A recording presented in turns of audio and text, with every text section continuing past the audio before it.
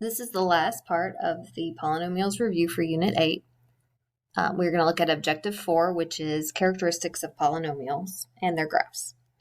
So the first part is just determining whether a graph is an even or odd degree based on the shape and whether the leading coefficient is positive or negative. The way you determine this is you look at the end behavior. So what's happening at the very ends of the graph?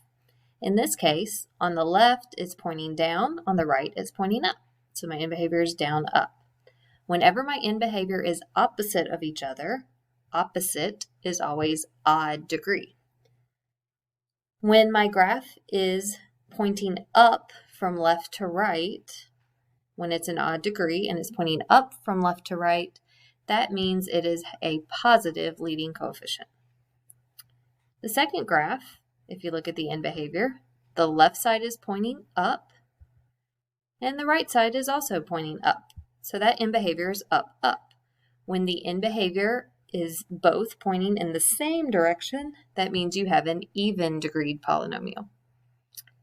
When both sides are pointing up, that tells you you have a positive leading coefficient.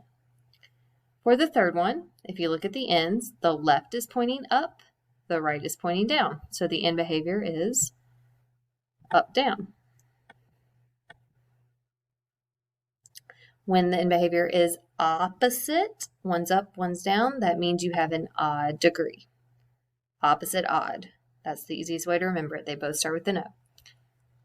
Because the graph is going down overall from left to right, that tells you that it is a negative leading coefficient. And for the last one, both ends are pointing down.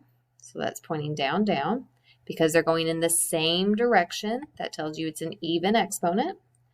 And because they are both pointing down, that tells you the leading coefficient is negative. This is a good chart to help you remember all the different types of end behavior. Moving down to number 2, now we're looking at the leading coefficient and the leading exponent to decide what would be the end behavior. So for this one, the highest exponent is 9, which is odd, so that means it would be opposite. The leading coefficient is a positive 3, so therefore my end behavior would be opposite and going up from left to right, so starting down, ending up. So that means as x goes to infinity, that's on the right side, then y is going up. As x goes to negative infinity, that's the left side, then the y is going down, so it's going towards negative infinity as well. For part B, the leading coefficient is negative, the highest exponent is even, so even means they're going in the same direction, negative means that they are both pointing down, so it's down, down. So that means as x goes to infinity on the right side, the y is going down to negative infinity. As x goes to negative infinity on the left side, y is still going down to negative infinity. And for the last one, the leading coefficient is negative, and the highest exponent is odd. So they're going in opposite directions, starting up and ending down. So as x goes to infinity, that's the right side, it's pointing down, so it's going to negative infinity. As x goes to negative infinity, that's our left side, the graph is pointing up, so it's going to positive infinity. That's just a different way of writing end behavior using infinity instead of just using arrows. Okay, moving on. Now we're going to look at a graph and find its key characteristics. The first one is domain, and I'm going to write it in interval notation. So if you look at your domain, your x values, it keeps going in both directions, left to right, from negative infinity all the way to infinity. So your domain is all real numbers, from negative infinity to infinity. Your range, however, does not include all real numbers because this graph does not go any lower than this point right here. So that is the lowest it ever goes. but then the range goes up forever because you have arrows pointing up, so it keeps going on forever. That means your range starts at this point, and because it's range, we're looking at the y of that point, negative 12.8, but it keeps going on to infinity. So y is greater than or equal to negative 12.8. Relative maximums, that's just the maximum point in a particular area. The relative maximum, there's only one. It's right here.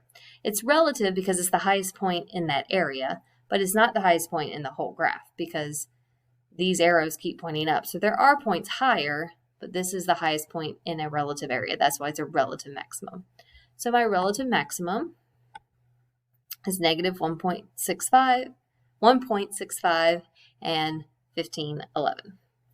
There are two relative minimums, so they are the lowest points in their particular area. There's one, and there's one.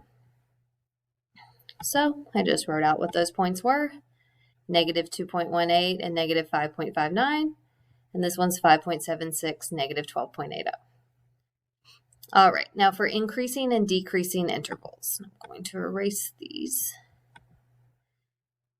We're going to highlight where is it increasing and where is it decreasing. So we're going to start with increasing. So I'm going to do increasing in yellow. So increasing is always from left to right. So right here is decreasing. Graph's going down from left to right. When I hit this point, the graph starts going up from left to right. Then it starts going down again. But then when I hit this point again, it goes back up. So those are the two areas where it's increasing. When you're writing your intervals, you always use the x values. So you start all the way to the left. The farthest left it goes is negative 2.18, and it keeps increasing until it hits 1.65. Then it starts increasing again at 5.76 and is increasing on to infinity. So it starts at negative 2.18, goes to 1.65, then starts again at 5.76 and goes on to infinity.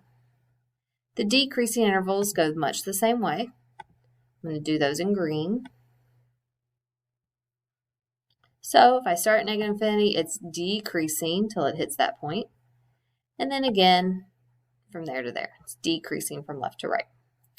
So if you look at your points, it starts decreasing at negative infinity. So it's way up here at negative infinity, it starts decreasing until it hits negative 2.18. Then it starts increasing for a while, and then it starts to decrease again at 1.65, and it continues to decrease until it hits 5.76. So that's why you start at negative infinity, goes to negative 2.18, then you start at 1.65, and it decreases until it hits 5.76. Now, what's really important with both of these intervals to note is I only use the x values. I do not use the y values. So it's the x values where the graph is increasing or decreasing, not the y values. All right, and you always go left to right. So farthest left to farthest right. Okay, the last one is the y-intercept. So the y-intercept is just where does it touch the y-axis?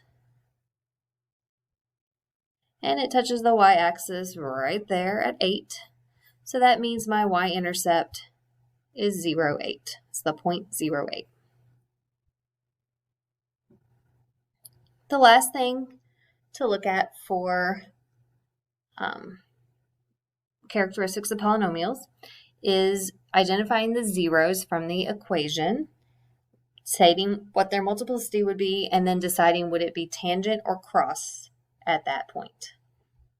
So the first zero in this equation comes from this factor right here. If I were to set negative x equal to 0, I would get 0. It does not have an exponent, so that means its multiplicity is 1. When the multiplicity is odd, the effect is that it crosses at that point. Okay, the next 0 is this one right here. If I were to set that factor equal to 0 and solve it, I would subtract 4 and divide by 3, so I would get negative 4/3. That's the 0. The multiplicity is its exponent. The exponent on this one is a 7, so that means my multiplicity is 7. Because 7 is odd, it would cross the graph at 7 on the x-axis. The last one comes from this factor right here. If I were to set the factor x minus 2 equal to 0 and solve it, I would get the number 2. The multiplicity is the exponent, so it occurs 3 times, so its multiplicity is 3. And again, because it is odd, the multiplicity is odd, that means it will cross at that point. Okay, part B is much the same. So the first factor comes from that the first 0 comes from that factor right there. If I set that factor equal to 0 and solve it, I would end up with negative 7 divided by 4. The exponent tells you the multiplicity, so it's 2. Because 2 is even, then the graph is tangent at that point, which means it would touch the x-axis and then turn back around. So it would almost look like a parabola at that point. For the second factor, I use this one right here. So x minus 9. If I set that equal to 0 and solve it, I get the number 9. So 9 is the 0. The exponent on 9 is 6, so that's its multiplicity. Again, it's even, so it is tangent at that point. And the last one, the last 0 will come from this factor, 9x minus 2. If I set that equal to 0 and solve it, I end up with 2 divided by 9, 2/9. That's the 0. There is no exponent, so it's understood to be a 1, multiplicity of 1. There's only one factor like that. Because 1 is odd, the graph would cross at that point, 2/9. So that is all for the polynomials review.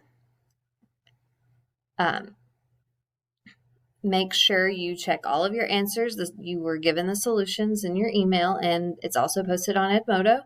And if you have any questions, you can join me in my office hours through Microsoft Teams or during our instructional block, which is Tuesdays from 1 to 2. Have a nice day. Thank you.